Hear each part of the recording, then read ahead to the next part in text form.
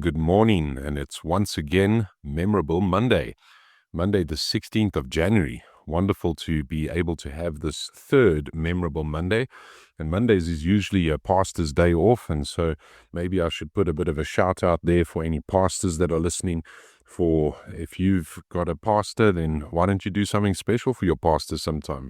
Take him out for a lunch, or him and his family out for a lunch or a coffee or I don't know, cake. Nobody says no to cake. It's actually quite a difficult thing as a pastor, to keep your weight down because you're always getting some good cake. But maybe you could do something special for your pastor. Take him out for a lunch or a coffee. What a joy it is to be able to have a pastor's day off, usually on a Monday. I know some pastors do it on a Wednesday or a Friday, but we're here in Memorable Monday, looking at history, and church history is something that is so incredibly fascinating. We've been looking at some of where AD and BC come from, and it's also helpful just to think through, how did we come to this? How is it that we actually got to a place where we have AD, BC? What is some of the background regarding this? And it's helpful for us to realize this because as we go through Memorable Monday, we're hoping to really see God's plan of redemptive history. How did he bring this about? What was God busy doing throughout the historical era of the church? And it's helpful for us to recognize where we get the dating system from as well, because when we think of history, I want you to try and think about his story. This is God's story of his providence and his kindness to mankind throughout the ages, and the way in which he's always preserved for himself a remnant, a people that have served him and worshipped him. You remember somebody like Elijah, who had won a wonderful victory by God's help and by God's grace over the prophets of Baal. And, he comes to this point where Jezebel is threatening his life, and he runs off into the wilderness, and he believes to himself that he's the only one that has not bowed the knee to Baal. And God opens up to him and says, there are many that have not bowed the knee to Baal, 3,000 that have not yet bowed the knee to Baal of my prophets. And so God has always kept a remnant who he preserves and looks after throughout all of history to worship him. Now, where do we come from when it comes to this AD and BC, before Christ and after Christ kind of a dating system? It actually comes from the inventor, who was Dionysius Exiguus. And I hope that I've said his name right. His surname is spelled Exiguus, Exiguus, Dionysius. And he was a Scythian monk who lived in Italy. Now, Scythia was the ancient name for the area that is around northern Russia, or rather, southern Russia, around the Black Sea. So if you want to go and look that up, you could type in the Black Sea in your Google Maps and see where that is in Russia. And I know there's been a lot of tension around Russia and Ukraine and these places of recent, so you must know probably where those areas are. We do not know when Dionysius was born. That's quite a strange thing to not know, because he's somebody that is actually the inventor of AD and BC. But he was active in the year 500 and died sometime around 525. And so if he was already an adult at 500 AD, then most likely he was in his 50s, maybe even 70s, somewhere around there, 50 to 70 years old when he died in 525 AD. Using the historical evidence that he had at his disposal in his day, Dionysius worked out that Christ must have been born 750 years after the city of Rome had been founded. And so he worked back with the dating, he worked back with the evidence that he had, he sought this out. He was something of a historian of his own time. So he called this year, the year that he worked it out to, year 1, or the year AD 1. That is the first year Anno Domini, in the year of our Lord, after Christ was born. Everything before this was then BC, before Christ.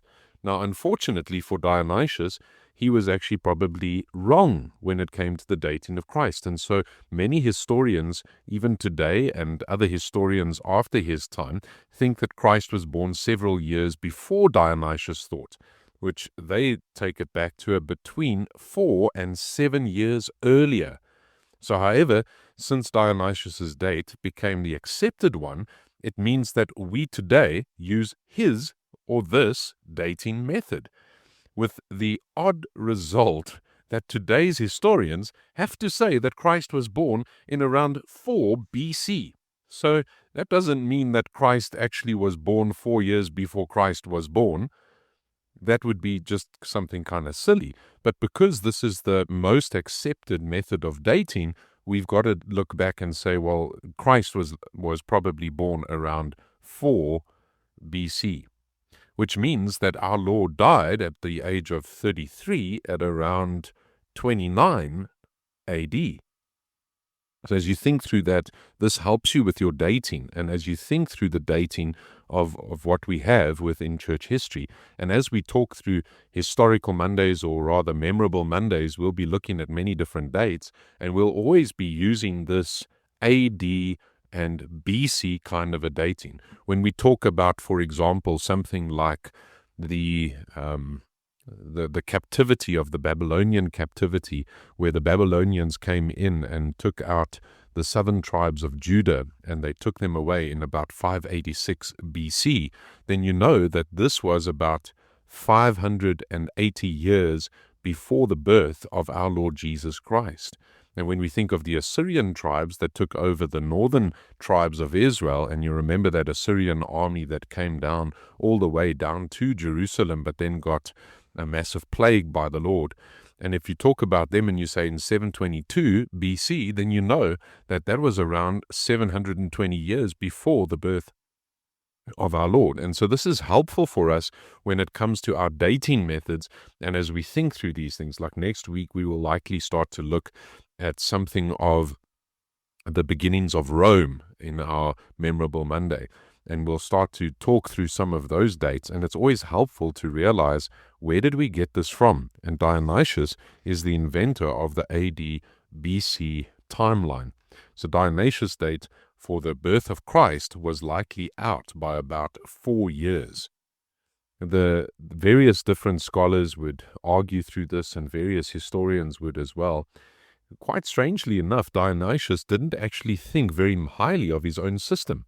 And himself, he used a quite different dating kind of a system. So he didn't even adopt his own dating system. He just actually worked back and said, this is when he thinks was year 1. He used a system which is known as indiction.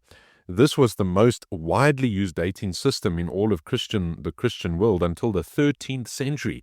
And so this was a dating system that was used by most of Rome and Byzantine Empire for many of the years until around the 13th century.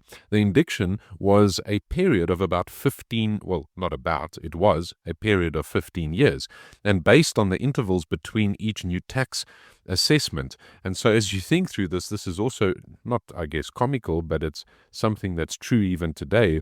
When you follow the money, you're able to come to something of history as well. And you can look through the taxation system, which they had intervals of 15 years between the different tax sessions. And we have a yearly tax bracket where you have to hand in your things to SARS, but they had a 15-year period, which they called indictions, or an indiction.